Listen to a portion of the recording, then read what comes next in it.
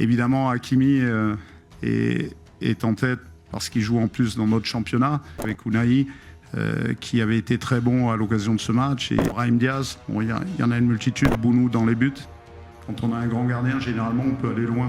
مبروك علينا كاملين. المنتخب الوطني المغربي كيديرها عاوتاني ويحقق الأهم، الفوز والتأهل الرسمي والشرعي لكأس العالم 2026 في ميريكان.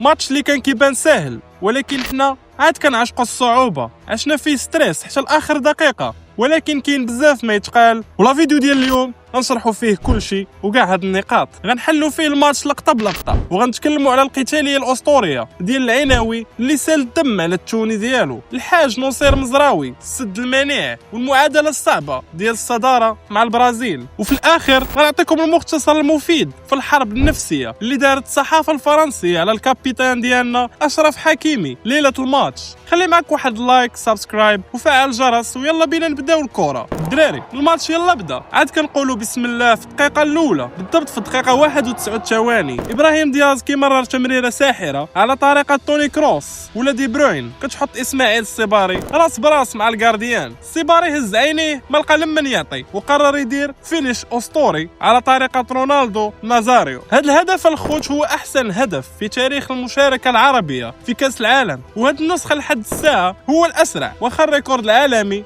مازال بعيد ديال تركي هاكان شكور اللي ماركا في 11 ثانيه عام 2002 ضد كوريا. ولكن السيباري دخل التاريخ من الواجهه الكبرى. تبارك الله على هاد الدري، عاتقنا. اسكتلندا صدماتنا الخوت، بدلات التشكيله والخطط مقارنه مع ماتش هايتي. لعبوا ب 4-1 ودخلوا لعابه صحاح بحال اندرو روبرتسون ديال ليفربول وماك دوميناي نجم نابولي، ولكن حنا دخلنا بنفس تشكيله البرازيل: بونو، ديوب، شادي رياض، حكيمي والحاج نصير مزراوي على اليسار.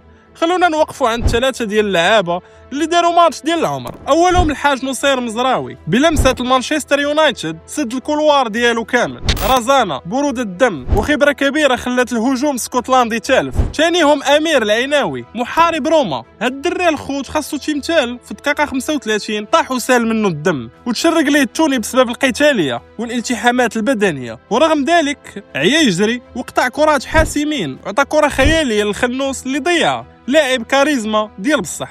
وثالثهم شادي رياض مالديني المغرب. في الدقائق الاخيره ملي اسكتلندا ضغطات بلي كورنر، شادي رياض تحول سد منيع، حيد كره من قلب الشبكه وكان هو اللي اعتق بونو. ولكن كاينه واحد الملاحظه تكتيكيه مقلقه: عيسى ديوب مازال كيخلعنا بدوك التمريرات للوراء، كيدير لقطات كتوقف القلب مع بونو، وهاد النقطه خاص المدرب يلقى لها حل، حيت المونديال ما كيرحمش الخاطئين. المشاكل اللي عندنا هو الريتم، كنبداو مجهدين بزاف وفي الميطه الثانيه كنهبطوا. الخنوس ضيع كره وجه لوجه، وفي الدقيقه 77 ابراهيم دياز طمع شويه في واحد الكره كان ممكن يدوزها للشريك ديالو السيباري ونقتلوا الماتش ب2-0. هاد التمطيط وتضييع الفرص خلى الاسكتلنديين يطمعوا فينا في الدقيقه الاخيره، وعشنا الستريس اللي خلى كاع المغاربه يديهم على قلوبهم حتى صفر الحكم. المونديال هذا والمنتخبات الكبرى بحال المانيا كتسجل السادس وكتبغي السابع. هنا خاصنا نتعلموا نقتلوا الماتش بكري. دابا اجل المفيد وحسابات الترتيب اللي بسببها خاصنا نتحزموا الماتش الجاي ضد هايتي.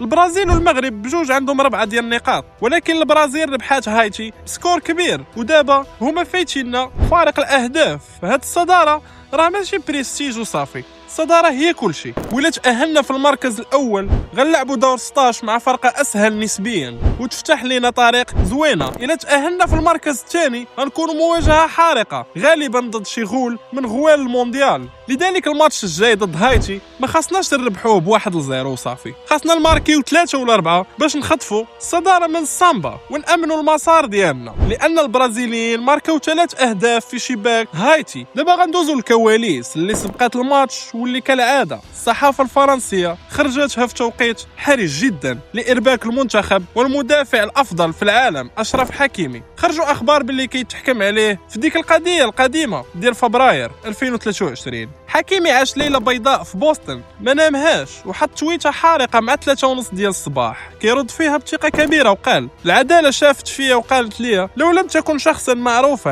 لما وجدت هذه القضيه اصلا، اخترت الصمت لسنوات ثقه في العداله. واليوم تروى قصة ليست قصتي تؤثر على عائلتي. كنت ننتظر المحاكمة من اليوم الأول وأنتظرها بفارغ الصبر لكي أتكلم وأدافع عن نفسي علنا. المحامية ديالو فاني كولين خرجت في جريدة ليكيب وأكدت باللي كاين تناقضات بزاف في أقوال الطرف الآخر وتقارير نفسية كتدعم براءة حكيمي. ونادي المحاميين في المغرب دخل على الخط لدعم الكابيتان. رغم هذا الضغط النفسي كامل حكيمي دخل ولعب وعاون الدراري وبان بروفيسيونيل بزاف تبارك الله عليه. هادشي كيبين معدن ديال الرجال. وفي الأخير تأهلنا رسميا والمورال طالع وباقي الخدمة تابعانا ضد هايتي باش نجيبوا الصدارة. قولوا لي في الكومنتيرات شنو بان لكم في الأداء ديال العيناوي والحاج مزراوي وشحال كتوقعوا النتيجة ضد هايتي. كان معكم عربينو، تشاو تشاو.